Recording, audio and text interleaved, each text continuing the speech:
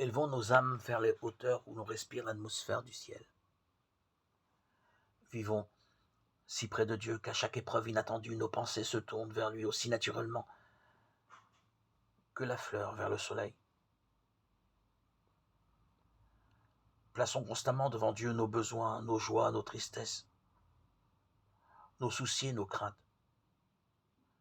Nous ne le fatiguerons pas, nous ne pourrons jamais le lasser. Celui qui compte les cheveux de notre tête n'est pas indifférent aux besoins de ses enfants. Le Seigneur est plein de miséricorde et de compassion. Jacques 5, 11. Son cœur est touché par nos douleurs et par le récit même que nous lui en faisons. Apportons-lui tous nos sujets de préoccupation. Rien n'est trop lourd pour celui qui soutient les mondes et dirige l'univers.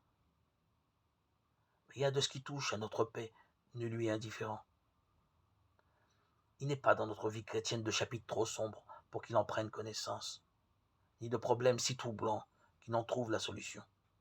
Nulle calamité ne fonce sur le moindre de ses enfants, nulle angoisse ne torture son âme, nulle joie ne le ranime, nulle prière sincère ne monte de ses lèvres sans que notre Père céleste y soit attentif et y prenne un intérêt immédiat. Il guérit ceux qui ont le cœur brisé et il panse leurs blessures. Psaume 147, 3. Les rapports entre chaque âme et Dieu sont aussi intimes qu'il n'y avait que cette seule âme pour laquelle il est donné son Fils bien-aimé.